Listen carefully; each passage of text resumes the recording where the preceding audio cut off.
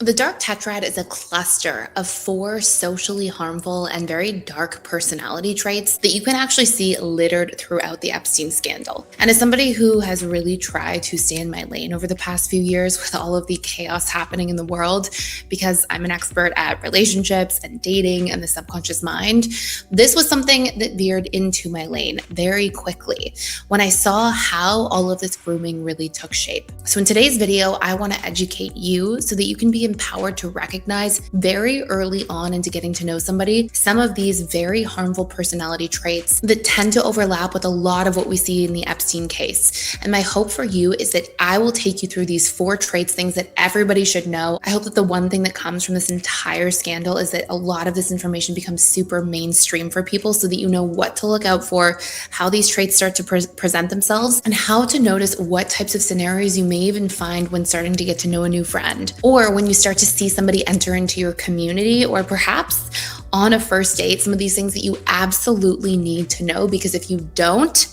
you do not want to find out the hard way.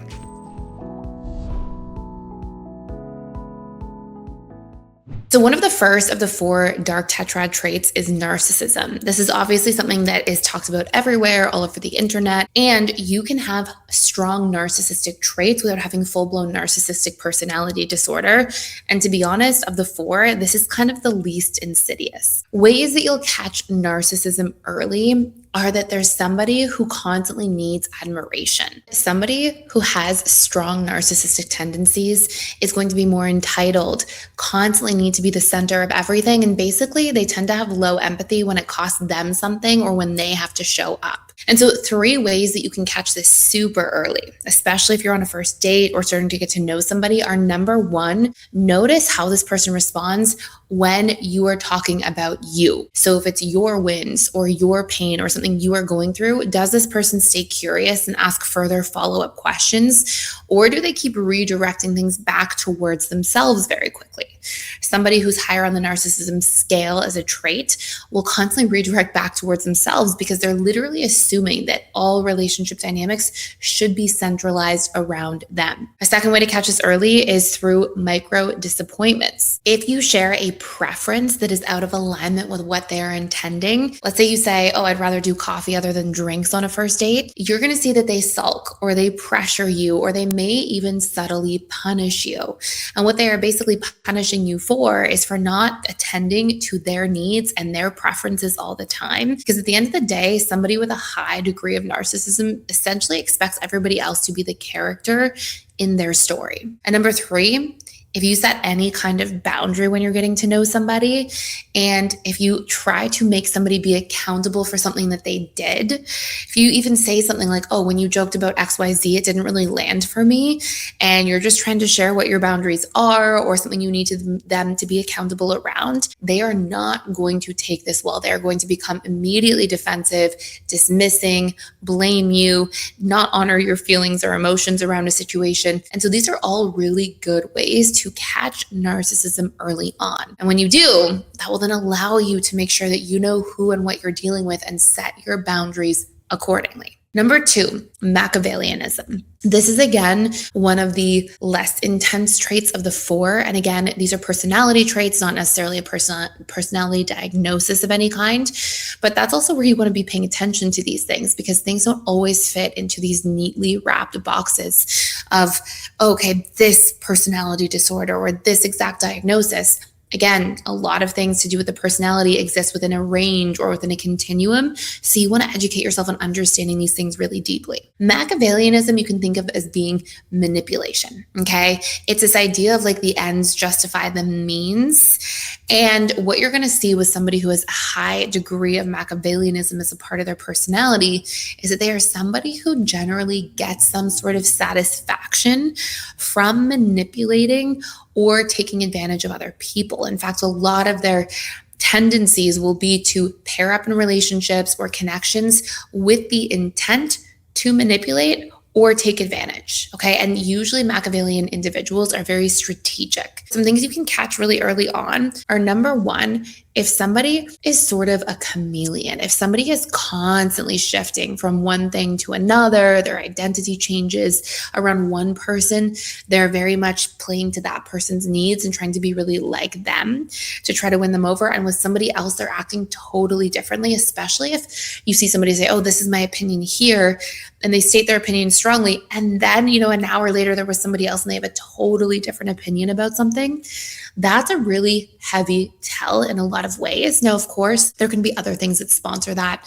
Things like identity disturbances, people not really knowing who they are, people who have strong people-pleasing tendencies. But you're going to see with somebody who's more Machiavellian is that they tend to use this change of who they are, this chameleon-like aspect to them, very strategically. It's to play into your needs. It's to get something from you. And you can see that there's this hint underlying where it's very much about them trying to be advantageous. Okay. Here's the second thing. If you're around somebody who has a high degree of Machiavellian trait in their personality, you're going to see they treat your no's like a problem to solve. They will debate, they will bargain, they will try to wear you down, they will reframe your boundary as being unreasonable. They will literally see your boundary as something to chip away at. And this is a really important thing to be mindful of in a relationship. Honestly, a lot of people who have a high degree of Machiavellianism in their personalities, they will get into relationships with people and they will essentially be grooming you. They're going to try to see how much they can take advantage of you in a situation and where your boundaries are. And it will feel like they're always pushing the envelope. And I want you to just notice, because it's really powerful to tap into, I want you to notice what that feels like in your body. Have you ever been around somebody like that? And they're always pushing the envelope. They're always pressuring you into more and more.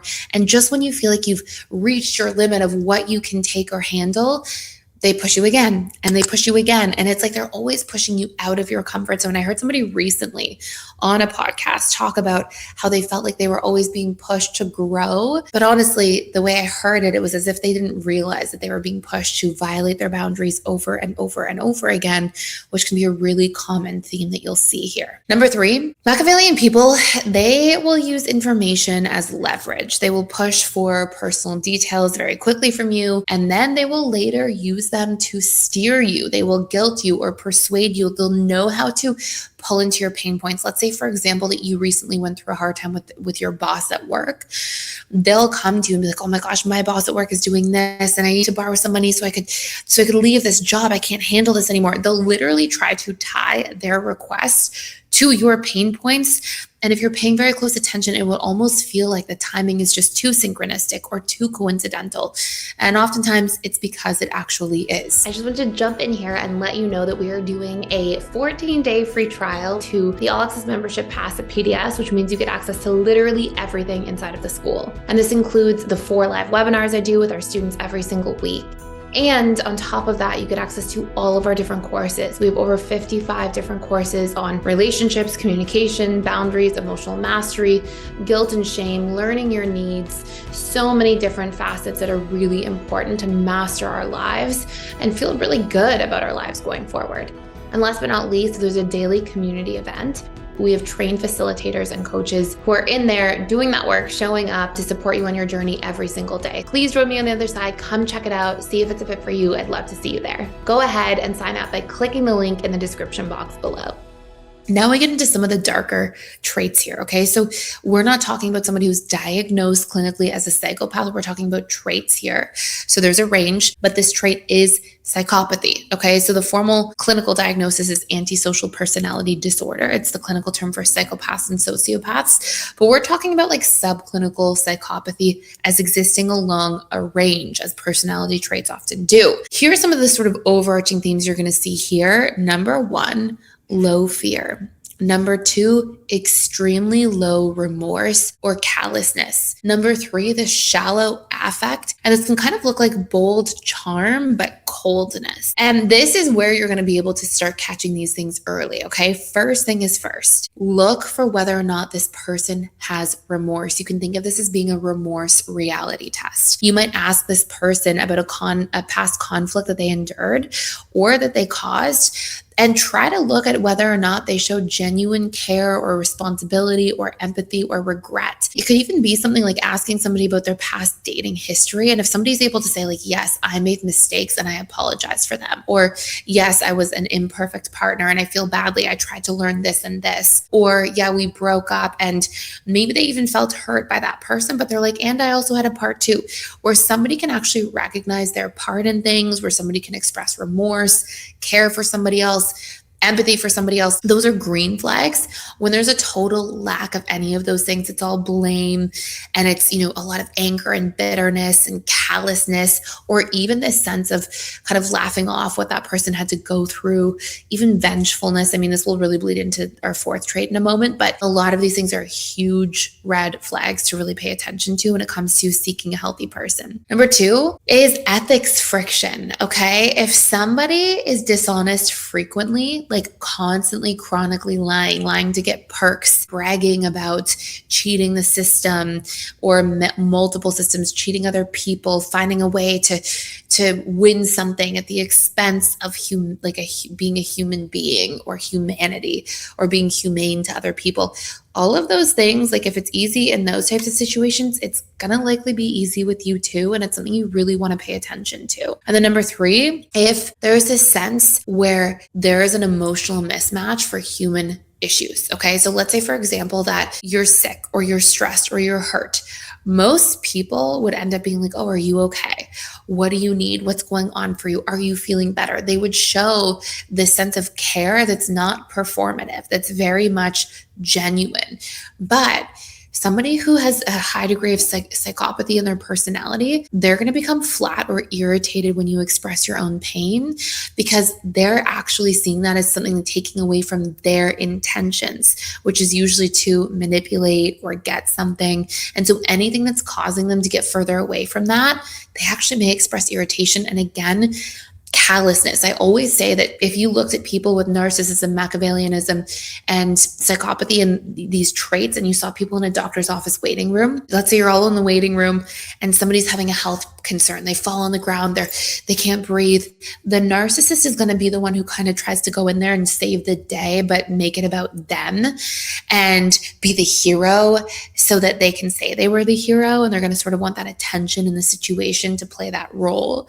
The Machiavellian person is going to be looking for like, where's your wallet? Like, oh, you fell on the floor. Where's your wallet? Let me try to find your wallet so I can snatch it. And they're going to take advantage of that situation in sort of a sneaky trickster type way. And then we're going to have the person with psychopathy as personality traits. They're going to be the ones that go in and they're like, this person's annoying me. Why are they being annoying? Can they just be quiet? I don't want this whole issue with all of this attention happening around me. Can everybody just like literally be silent? They're actually going to be callous and irritated at somebody's suffering, which is a really crazy thing to think about, but that's part of this trait and how it tends to take shape. And last but not least, we have sadism, which is a very scary trait, honestly, but it's a sense of enjoyment around others' discomfort.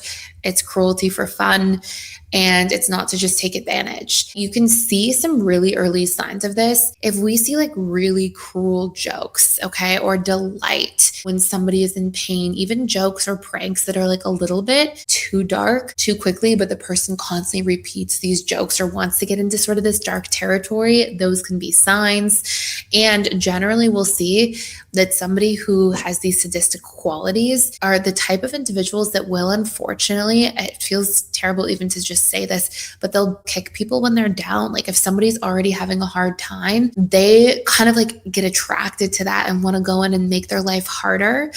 And it's sort of this enjoyment of seeing somebody else in pain. And again, a lot of it is that then they feel like, oh, my life is better, or I'm better off, or it can be kind of comparative, but it's a very, very dark trait. And last but not least, during disagreement, they'll often seem to like enjoy the escalation, enjoy the fight. They may smirk or bait you or push your buttons on purpose. They enjoy getting that emotional reaction. It makes them feel like they have power. And so all of these things are such important things to pay attention to, because honestly, when you do surround yourself with people who range quite high on these scales, that's going to cause a problem. That's going to be somebody who's not healthy to be around long term, who often can end up pulling you into situations that are very frightening or scary over time.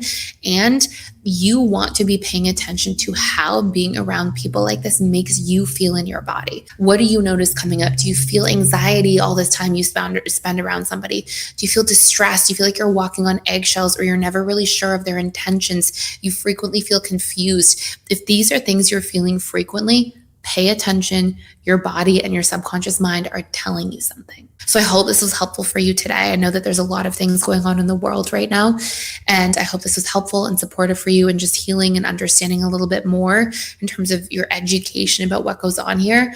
Thank you for watching. Please like, share, and subscribe if you don't want to miss any daily videos like this, and I'll see you tomorrow.